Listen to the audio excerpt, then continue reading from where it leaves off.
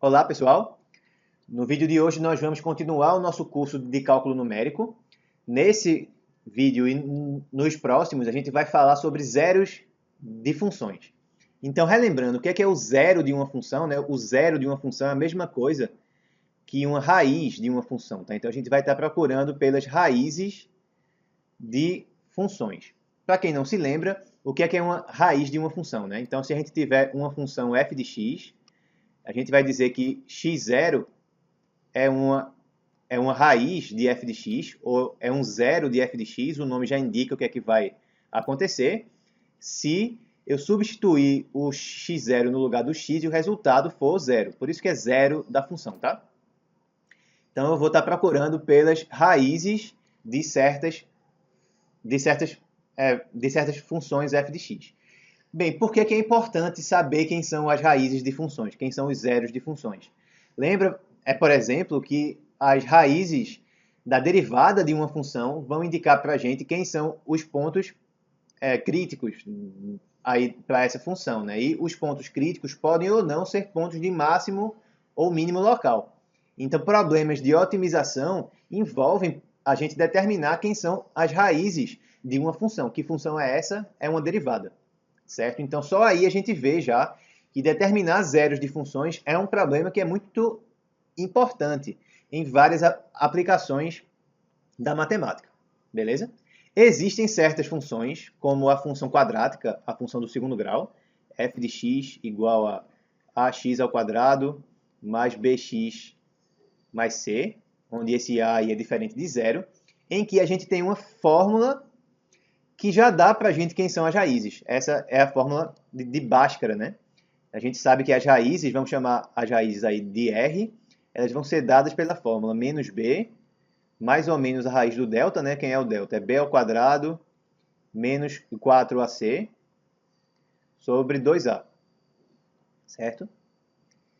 Então, se a gente tem uma fórmula exata para as raízes, maravilha, a gente usa ela e acha. Mas e se a função fosse mais complicada? Por exemplo, se a função ela envolvesse uma função exponencial, se ela envolvesse um logaritmo, já não ia ter como mais a gente ter uma fórmula bonitinha assim. Ou pior ainda, mesmo no caso de funções polinomiais, certo? Que é o caso aqui, em que o grau desse polinômio é igual a 2. Se o grau for muito grande, não tem como a gente ter uma fórmula exata. Isso é um resultado que é demonstrado matematicamente. Tá? Se o grau do polinômio aqui for 5 ou maior, não existe uma fórmula que dê as raízes dele em termos dos seus coeficientes, que é a mesma coisa que está acontecendo aqui. E não é que não existe porque até hoje ninguém nunca descobriu, não. É que não existe porque realmente não dá. Beleza? Então, se na maioria dos casos não tem como a gente ter uma fórmula exata para descobrir quem são as raízes, a gente vai usar métodos aproximados, que a gente vai chamar aqui de métodos numéricos. Um método numérico vai fazer com que a gente ache uma certa aproximação para a raiz, certo? E que essa aproximação vai ser obtida de uma forma eficiente, ou seja, não vai demorar muito para que a gente consiga achar quem é essa aproximação, e a gente vai conseguir achar a raiz com a precisão que a gente quiser, certo? A gente consegue chegar tão perto quanto a gente quiser da raiz. A gente não vai conseguir achar quem é a raiz, mas a gente consegue chegar perto o suficiente dessa raiz, tão perto quanto a gente quiser, beleza? Métodos numéricos também podem ser chamados de métodos computacionais, porque em geral a gente vai usar um computador para resolver, porque ele faz as contas que a gente vai precisar fazer muito mais rápido do que a gente faz, certo? Então, nas aulas que vão vir ainda, as próximas 3 ou 4 aulas, a gente vai estudar alguns métodos que vão fornecer raízes aproximadas para uma função. No vídeo de hoje, a gente vai ver algo que a gente tem que fazer antes de iniciar o método, certo? Que é isolar a raiz, beleza? Vamos começar relembrando aqui como que a gente acha as raízes graficamente. Vamos supor que o gráfico da minha função seja algo assim, por exemplo, tá? Então, digamos que a função vem aqui, sobe, desce, sobe, desce, sobe. Pronto. onde que estão as minhas raízes? Tem uma raiz aqui, tem uma raiz aqui, um aqui, um aqui e um aqui. Esses pontos que eu marquei de verde são as raízes. Então, onde que estão as raízes? Elas vão aparecer nos pontos em que a função corta o eixo x, certo? Vamos lembrar disso, porque isso vai ser importante. A gente vai ter que localizar onde que essas raízes podem estar, certo? A gente não vai querer sair procurando por uma raiz, tá? Por exemplo, aqui, nesse pedaço aqui, eu sei que não tem uma raiz, então eu não vou procurar aí. Então, eu vou ter que ter alguma noção de onde que a raiz pode estar para eu ir procurar lá. Então, eu tenho que saber, por exemplo, que a raiz que eu quero está aqui, ó. Está mais ou menos aí, certo? Então, qual que é a primeira coisa que eu tenho que fazer quando eu for tentar determinar uma aproximação para a raiz de uma função? É isolar a raiz. O que é que significa isso? Significa determinar um intervalo que contenha, então determinar um intervalo que contenha uma única raiz da função. Beleza?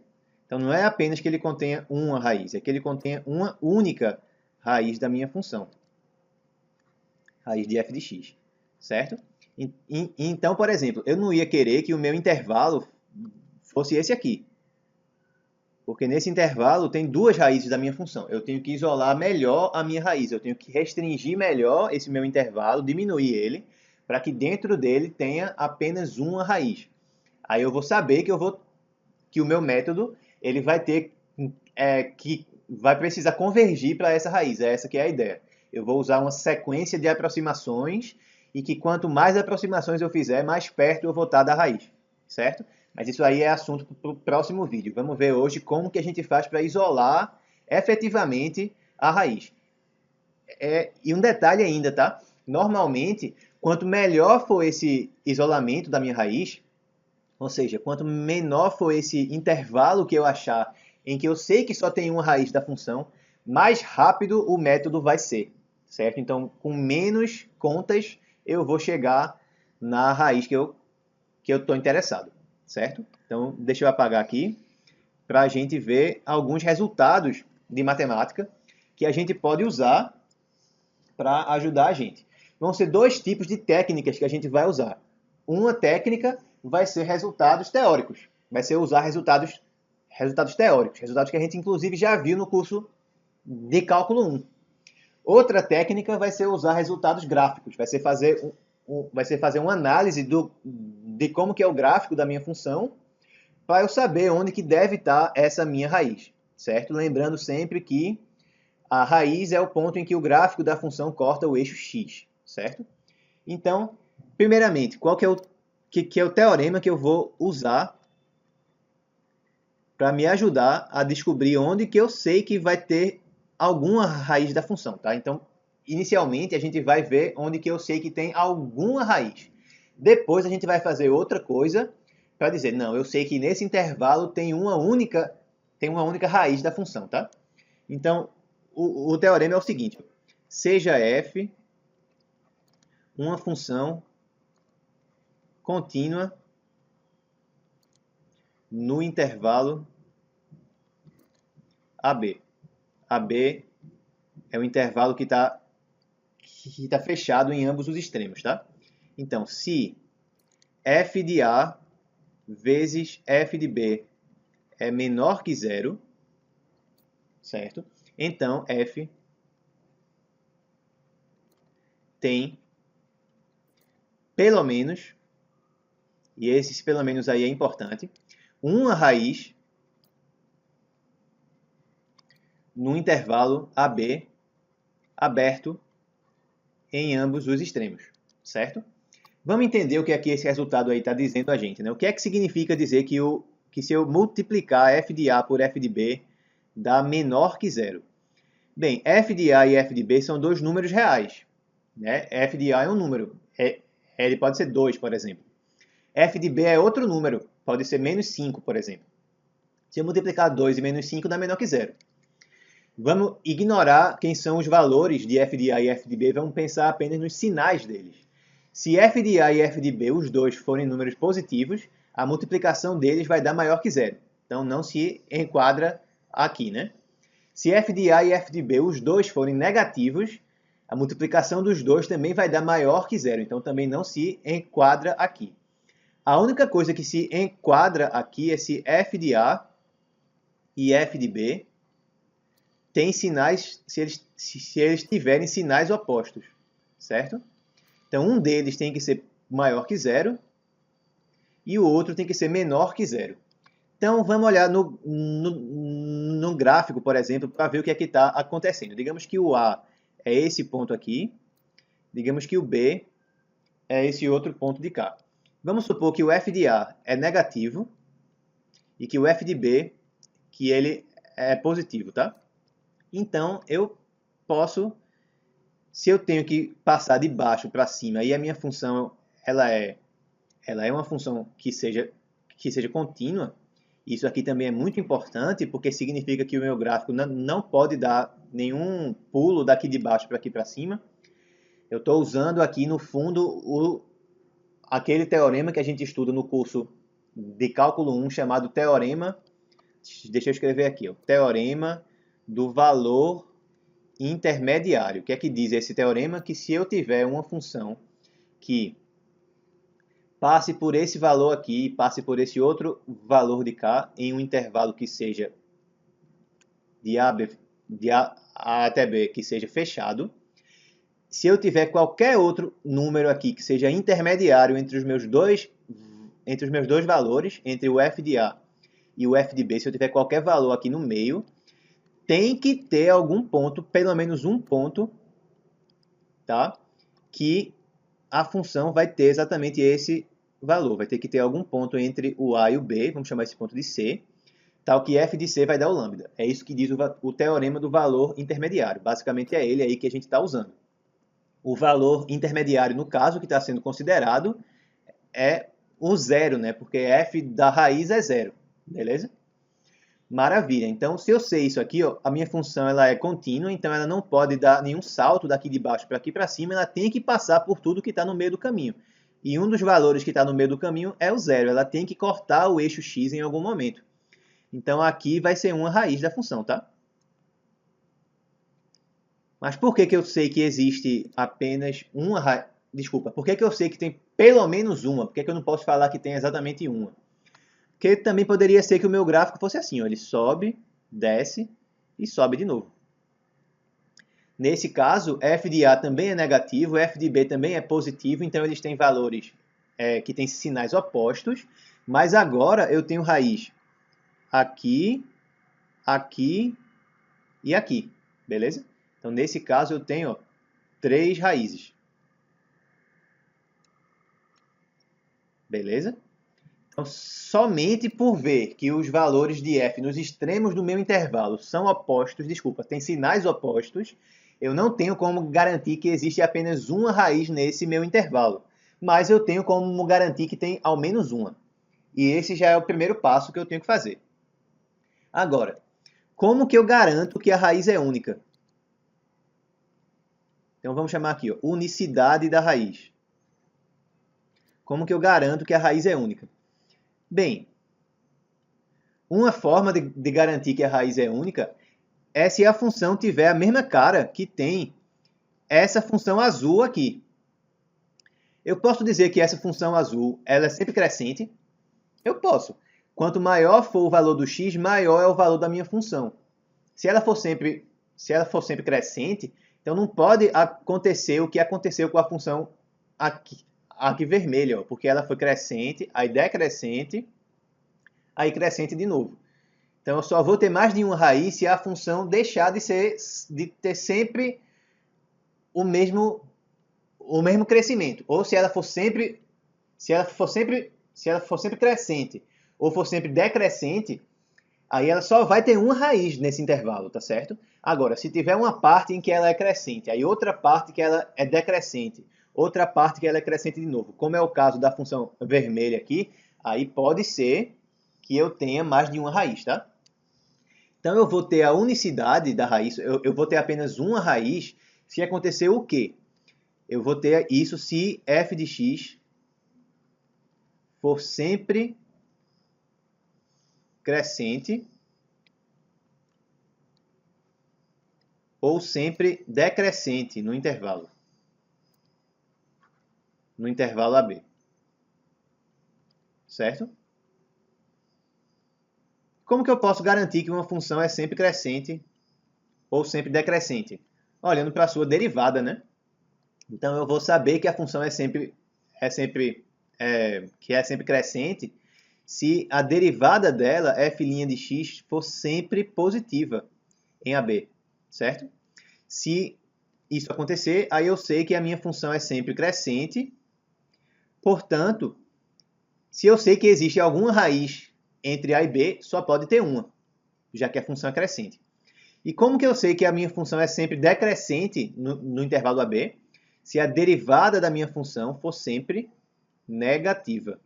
Nesse caso, se eu souber que a função tem derivada sempre negativa no intervalo, e eu já vi que existe alguma raiz nesse intervalo, então só pode ter uma raiz nesse intervalo, certo? Beleza? Então essas são as técnicas do ponto de vista teórico que a gente vai usar. Vamos aplicar essas técnicas agora em alguns exemplos. Deixa eu apagar aqui novamente para a gente ver essas coisas na prática. Esse primeiro exemplo é o seguinte. A gente vai ter o seguinte. Então, determine um intervalo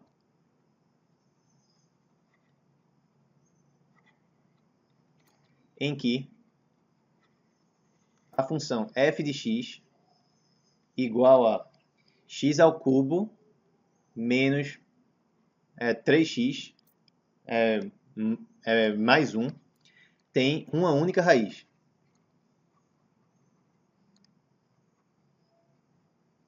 Beleza, né? O que é que eu tenho que fazer então? Eu tenho que localizar essa raiz. Então a primeira coisa é tentar achar algum intervalo em que a função mude de sinal. Aí nesse intervalo eu vou ter certeza que tem ao menos uma raiz, tá? Então vamos começar testando alguns números. Vamos fazer, por exemplo, quem é que é o f de 0? F de 0 vai dar 0 ao cubo menos 3 vezes 0 mais 1. Ou seja, deu 1, que é maior que 0. Certo? Vamos fazer agora, por exemplo, quem é o f de 1? Quem é o f de 1? F de 1 vai ser 1 ao cubo menos 3 vezes 1, aí mais 1. Então deu 1, menos 3, dá menos 2, mais 1. Deu menos 1. Beleza? Menos 1 é negativo. Então a função mudou de sinal quando o x passou de 0 para 1. Quer dizer que tem uma raiz, certo? Pelo menos entre 0 e 1. Beleza? Então daqui eu já sei. Existe pelo menos uma raiz entre 0 e 1. O que é que eu tenho que fazer agora para saber se só tem uma raiz nesse meu intervalo? Eu tenho que olhar para a derivada. Quem que é a derivada de f de x aí? Quem que é f' de x? F' de x vai ser 3x ao quadrado menos 3. Beleza? 3x ao quadrado menos 3, se você coloca 3 em evidência, fica 3 vezes x ao quadrado menos 1. Certo? Então, se eu tiver entre 0 e 1, que é a parte aqui que me interessa, certo? Tecnicamente, eu não preciso estudar o sinal dessa função aqui. Eu só tenho que olhar no intervalo que me interessa, tá? Mas vamos ver, como é que é o gráfico dessa função aí? 3x ao quadrado do menos 1. Ela tem duas raízes, né? Essas raízes vão estar em 1 e em menos 1. Deixa eu fazer esse desenho aqui. Então, eu vou ter duas raízes. Uma delas está em menos 1, a outra está em 1. Essas são as raízes da minha derivada, tá? Então, antes do menos 1, f' ela é positiva. Entre menos 1 e 1, f' ela é negativa. E de 1 em diante, f' ela é positiva novamente. Ou seja, o que é que eu posso afirmar sobre f? F é crescente onde? Ela é crescente para x menor do que menos 1, porque aqui é a derivada dela. Ó, aqui é o gráfico de f', tá? F' de x. F é uma função que é crescente antes do menos 1, de menos infinito até menos 1, porque a derivada aqui é maior que zero. Também é crescente de 1 em diante, porque aqui a derivada também é maior que zero. Mas entre menos 1 e 1 ela é decrescente. O que eu quero é entre 0 e 1, tá? Então, 0 e 1 está dentro desse intervalo aqui, ó, em que a derivada é sempre negativa, certo? É isso que me interessa, certo? F é negativa, desculpa, F é decrescente entre 0 e 1. Por quê? Porque a derivada de f nesse intervalo é menor do que zero, certo? Então, como f é sempre decrescente nesse intervalo, então eu posso agora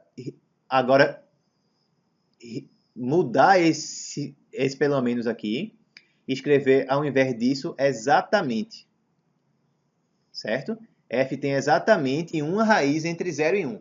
Então, foram duas etapas, lembra sempre disso. A primeira etapa é achar um intervalo em que a função mude de sinal.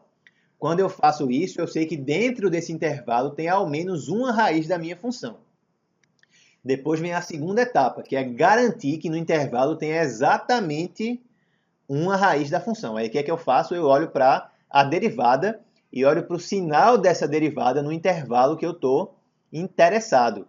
Entre 0 e 1, o sinal da derivada é sempre negativo, portanto, a função é sempre decrescente. Então, agora eu sei que existe exatamente uma raiz nesse meu intervalo, certo? Beleza? Maravilha. Então, com isso a gente já vê como que a gente pode usar esse intervalo. Desculpa, como a gente pode usar esse resultado para determinar as raízes de alguma função. Dá para a gente achar ainda outras raízes aqui? Dá sim. Vamos ver o seguinte. Vamos continuar calculando. Quem é que é o f de 2?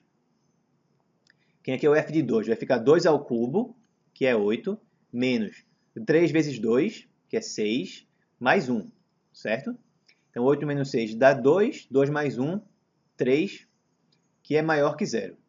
Beleza? Vamos continuar voltando agora. Então, o que é que a gente já sabe aqui? Ó? Vamos fazer uma tabelinha aqui. A gente já sabe que no 0 a função ela é maior que 0, ela é positiva. A gente sabe que no 1 a função é negativa, que no 2 ela é positiva mais uma vez. Mas vamos ver o que é que acontece no menos 1, por exemplo.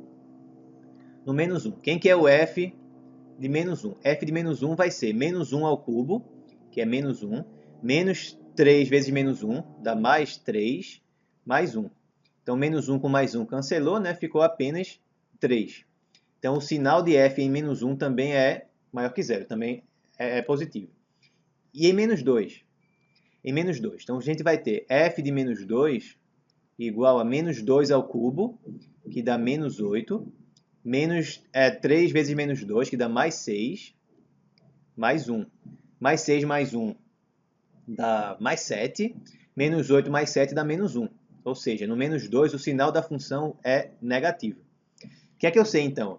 Daqui para cá mudou o sinal. Quer dizer que tem ao menos uma raiz nesse meu intervalo, de menos 2 a menos 1. De 0 para 1 mudou o sinal. Então tem pelo menos uma raiz aí e a gente já viu que tem exatamente uma. De 1 a 2 mudou o sinal de novo. Então tem outra raiz aí entre 1 e 2. Então eu sei que tem ao menos uma raiz aqui, certo? Que tem ao menos uma raiz aqui e que tem ao menos uma raiz aqui. Eu posso agora garantir que tem exatamente uma raiz em todos esses intervalos? Posso. Por quê? Porque eu sei que, como aqui eu tenho uma função que é polinomial, e que ela tem grau 3, todo polinômio de grau n tem, no máximo, n raízes reais que sejam diferentes, certo? Então, aqui no caso, eu tenho no máximo 3 raízes reais diferentes. Como eu já sei que tem ao menos uma aqui, entre menos 2 e menos 1. Ao menos uma, eu já sei que é exatamente 1 entre 0 e 1. E ao menos 1 entre 1 e 2. Então, aí já me dá todas as possibilidades, né? Eu só posso ter no máximo 3, então vai ter que ter uma aqui, vai ter que ter uma aqui e vai ter que ter uma aqui nesse outro intervalo, certo? Mas tentar achar assim, determinando onde que estão todas as raízes, não é muito aconselhável. Aqui dá para fazer por quê? Porque é uma função que é polinomial, porque o grau é baixo, certo? Mas se fosse um grau que fosse alto, se fosse grau 10, por exemplo, ou se fosse uma função que envolvesse logaritmos, que envolvesse uma raiz, que envolvesse um exponencial, aí eu já não ia ter como fazer isso. É melhor a gente inicialmente achar quem que é o intervalo, vendo onde que a função muda de sinal e depois mostrar que tem uma única raiz ali, olhando para a derivada. Beleza? Vamos fazer outro exemplo, que agora vai ser o seguinte. Deixa eu apagar aqui primeiro. Hoje está tendo alguma obra aqui no prédio e está tendo um barulho de furadeira, de gente martelando aqui. Então, se isso estiver aparecendo aí no áudio, peço desculpa já, tá? Mas paciência. É o que temos. Então, agora o problema vai ser o seguinte. Determine, isso é a mesma coisa ainda. Determine um intervalo que contenha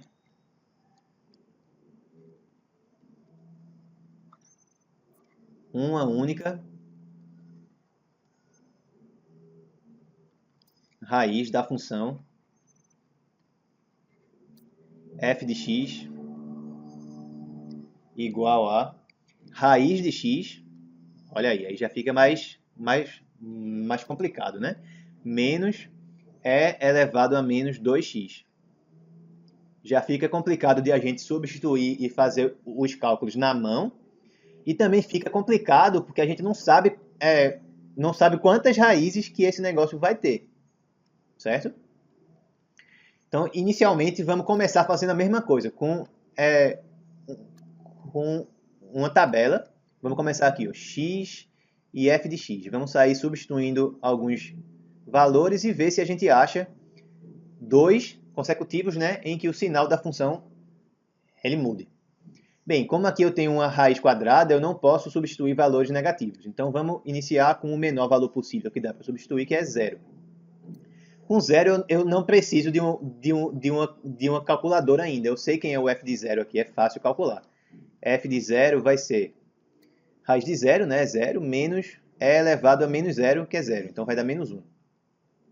Certo? Ou seja, o valor de f de 0 é negativo, certo? O valor mesmo ele não interessa não, só me interessa qual que é o sinal. Vamos agora testar em x igual a 1. Quem é que é o f de 1? Agora, f de 1 vai ser a raiz de 1, certo? Menos e a menos 2. Bem, dá para você saber aí de cara que esse número é maior do que 0, tá? Mas para não se complicar, vamos fazer na calculadora para a gente ver como é que vai ficar, certo?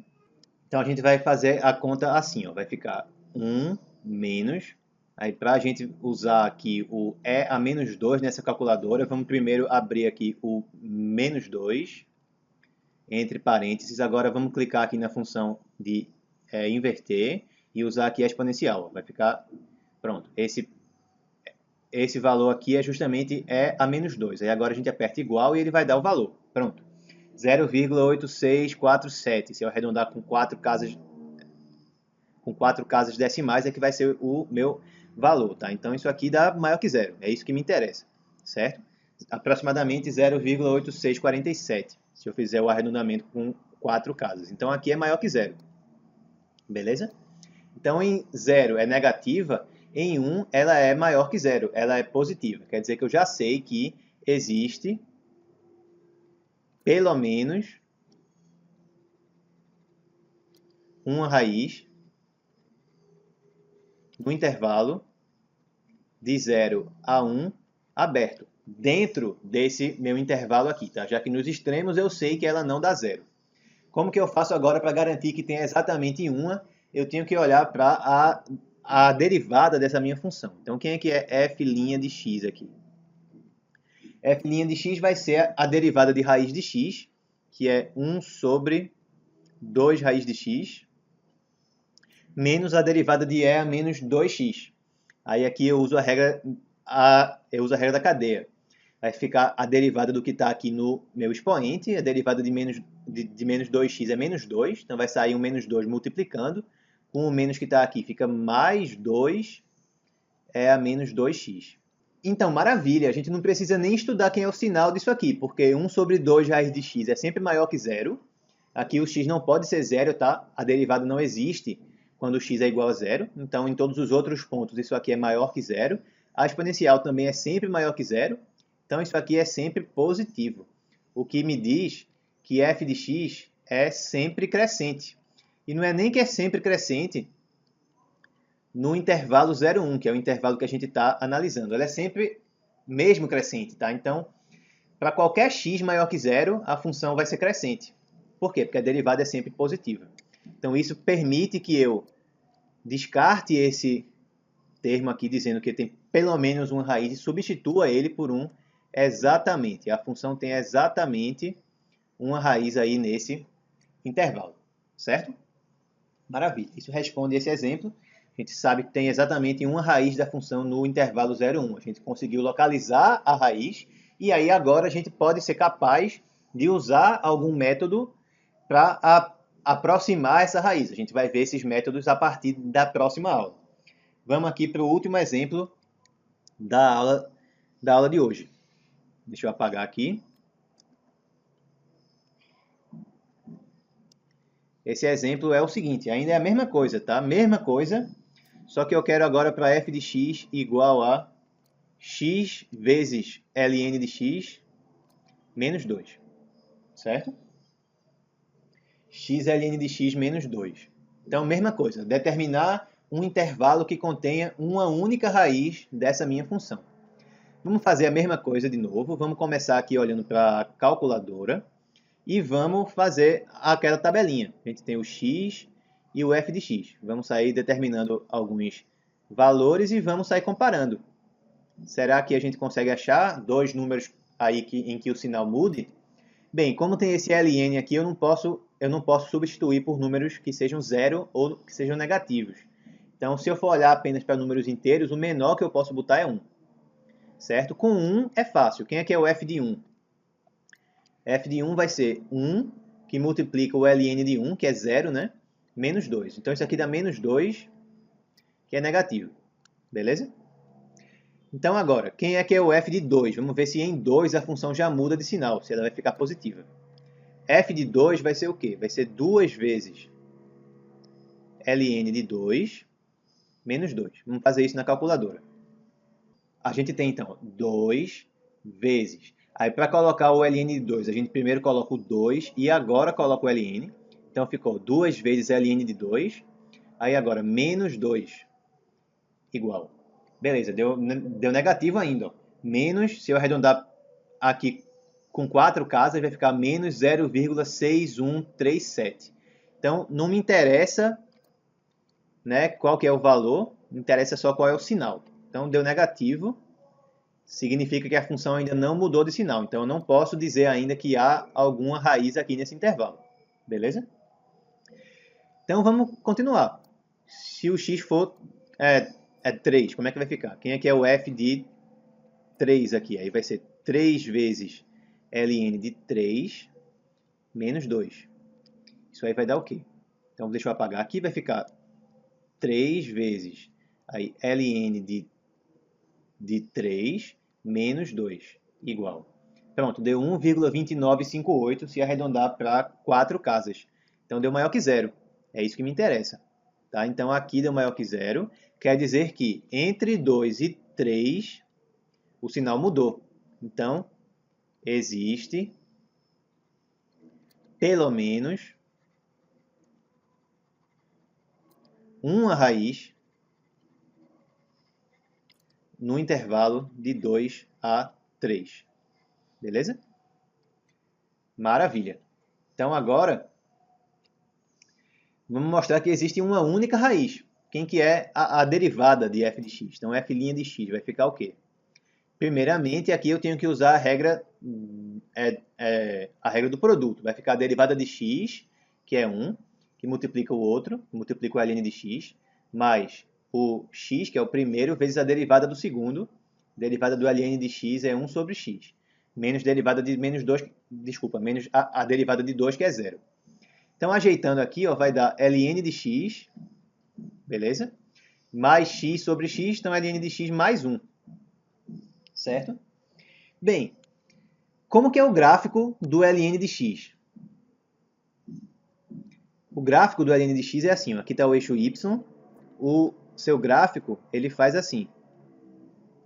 Deixa eu melhorar isso aqui um pouquinho. O gráfico dele faz assim, tá? Então, esse ponto aqui em que ele vale 0 é 1. A função ela é positiva de 1 em diante e é negativa de 1 para... negativa entre o 0 e 1. Então, como eu estou entre 2 e 3, que é a parte que me interessa aqui, o 2 está aqui, certo? E o 3 está aqui. Nesse meu intervalo, ln de x é uma função que é positiva. Isso aqui é maior que zero. Então, eu estou somando algo que é maior que zero, isso aqui, claro, dentro desse intervalo, tá? Dentro desse intervalo, ln de x é maior que zero. Aí eu estou somando algo que é maior que zero com 1. Então, continua maior que zero. Certo? Então, no intervalo de 2 até 3, a derivada de f é sempre positiva. Então, a função é sempre crescente nesse intervalo, e isso permite, então, que eu elimine o pelo menos e substitua por 1 exatamente. Certo? São sempre duas etapas, tá? Primeiro, achar quem é o intervalo, que vai conter ao menos uma raiz, depois mostrar que é exatamente uma raiz. Para finalizar a aula, vamos mostrar alguns exemplos gráficos que vão dizer para a gente que a análise ela tem que ser feita direito. Se ela não for feita direito, a gente pode tomar conclusões erradas. Bem, por exemplo, digamos que a gente olhe para esses gráficos aqui. Agora, então, digamos que eu olhe para essa figura aqui, que tenha esse desenho aqui. Digamos que o A está aqui, certo? Que o B está aqui. E que a função faça exatamente assim. F de A, digamos que seja aqui em cima. A função suba, desça, suba e desça. E ela termine aqui embaixo, por exemplo. Deixa eu botar esse B para cima. E ela termine aqui, certo? O B, no caso, é aqui. Esse seria um gráfico. Vamos olhar agora, por exemplo, para esse outro aqui. O A aqui, o B aqui. Nesse caso, vamos supor que o gráfico faz assim. Ele começa aqui em cima e faz assim. Certo? Beleza. E finalmente vamos olhar para esse último desenho aqui. Agora, o A está aqui, o B está aqui, e o meu desenho ele faz assim. Ele começa aqui em cima, e desce, fica negativo, sobe de novo e termina aqui em cima. Beleza? Então, observa que f pode ter mais de uma raiz no meu intervalo AB, se f de A e f de B tiverem sinais opostos. Ó, aqui, por exemplo, o f de A ele é maior que zero e o f de B ele é menor que zero. Então, eu tenho mais de uma raiz nesse caso. Eu tenho uma raiz aqui e uma raiz aqui. É possível acontecer isso, tá? Por isso que você tem que tomar cuidado com o sinal da derivada. Por que que isso está acontecendo? Porque a função ela começa crescente, fica decrescente, fica crescente de novo e fica decrescente de novo. Ou seja, o sinal da derivada está mudando dentro desse meu intervalo. A derivada ela começa crescente, ela começa positiva, depois ela fica negativa, aí ela fica positiva de novo e termina negativa. Então, o sinal da derivada nesse primeiro gráfico aqui, ele muda no meu intervalo. Então, eu posso ter mais de uma raiz dentro desse meu intervalo, tá? Agora, no caso dessa figura aqui, repara que eu ainda posso ter uma raiz no meu intervalo, mesmo que os valores da função tenham o mesmo sinal nos extremos. f de A é positivo, f de B também é positivo. Aqui também acontece a mesma coisa, né? F de A é positivo, f de B também é positivo. Só que aí, nesse caso, eu não posso afirmar absolutamente nada. Se a função não muda de sinal, pode ser que eu não tenha raiz, que é esse caso aqui, no intervalo, tá? Ou também pode ser que ela tenha raiz. Certo? Então, se a função não muda de sinal, muito cuidado. Não pode garantir nada. Ela pode não ter raiz ou pode ter raiz, se a função não mudar de sinal. Certo? Se a função muda de sinal, eu garanto que tenha ao menos uma. Mas pode ser que tenha mais de uma, caso a derivada mude de sinal ao longo do meu intervalo. Certo? Então, eu realmente tenho que fazer as duas etapas. Eu tenho que mostrar que a função muda de sinal, porque aí eu tenho como garantir que esse caso aqui do meio nunca acontece, se a função muda de sinal, certo?